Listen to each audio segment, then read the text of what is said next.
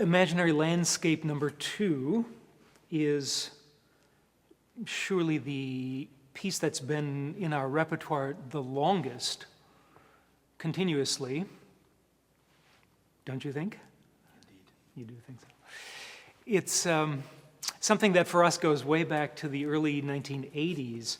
We were at New Music America in Chicago, and I remember sitting outdoors at a picnic table with Christian Wolff, who said, you know, back in years ago when he was hanging out with Cage, the piece that he enjoyed the most was Imaginary Landscape number 2. And did we play that piece? Because he'd never heard it since way back then.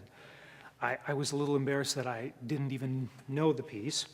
So we got the score, and the first thing we noticed was that, like a number of pieces from that era, from the very late 30s into the early 40s, same with Harrison's music, that it's clearly written for 2 or 3 people who know what they're doing, and at that time, probably not percussionists. It would have been other composers who would have played these parts, and played them pretty badly, I suspect.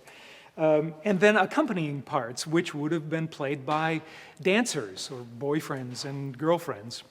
And in this particular piece, it was obvious that it needed 3 people who knew what they were doing, who could really play these 3 principal parts, and then the 2 other parts could be shared. We figured out a way that by placing the long tone sound effects between us, that we could share them, and when any one of us is not completely busy with our more difficult part, that's the moment where we reach down and play part 4 or part 5. So, of course, if you have 5 people, you should use 5 people because it's fun to play. We were traveling a lot, not only through the Midwest, but we took this piece on any number of European tours back then, and we've so much wanted to play a variety of these older classic pieces on the concerts we were doing. So it's the reason that we figured out a way to do this for 3 people. For us, the group has always been about not really being a percussion ensemble so much as chamber music. We thought of ourselves in the kind of the tradition of string quartets. We play chamber music.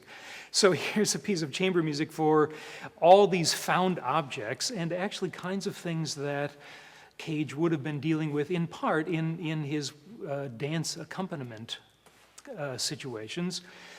Indeed, that's why there were dancers there who could play these auxiliary parts. So this is how we've come to set the piece up so that we can play it as a trio. The primary instruments of this piece are tin cans. We all use 5 of them. And I have the biggest set from low to high. They sound like this.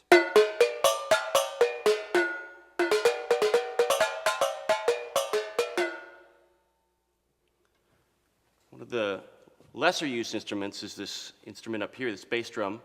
It's actually called the lion's roar, hence the lion. And a stick is placed through the middle of the drum head, and when you create some friction, what happens is it creates a kind of a lion's roar sound.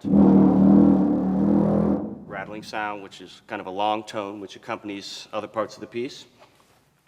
I also play this, called the conch shell. You can change the pitch by pushing your hand inside.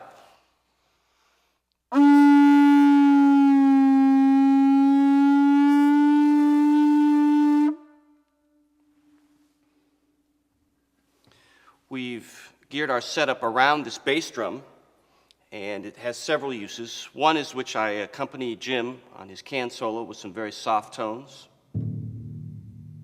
And then all 3 of us play a lot of different rim clicks. We trade around from each other little things, pieces of information like this.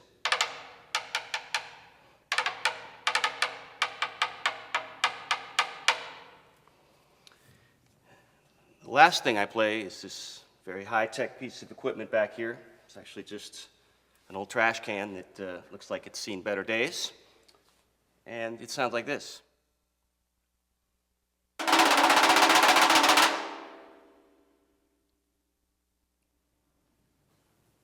Just as Rusty and Al have 5 tin cans, I also have a set for myself for this melodic material.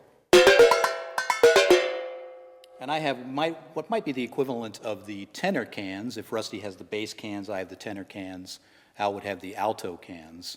This is a decision we made for the piece so that we can distinguish our parts from the other players' parts while we're playing.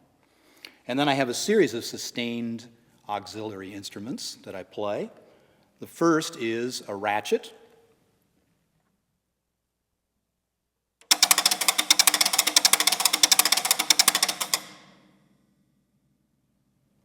This is just like the old style ratchets that they used to use on fire engines way, way back.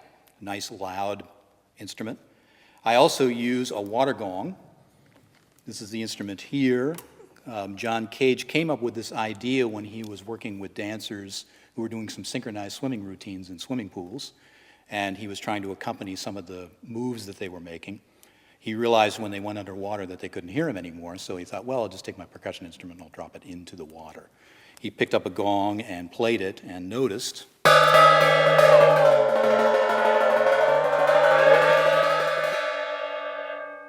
was a nice dip in the pitch as he dipped it into the water.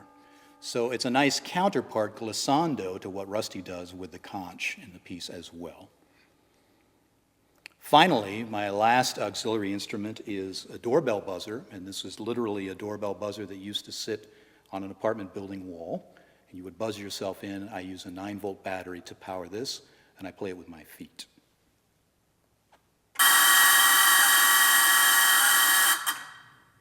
So that covers the 3 auxiliary instruments that I have.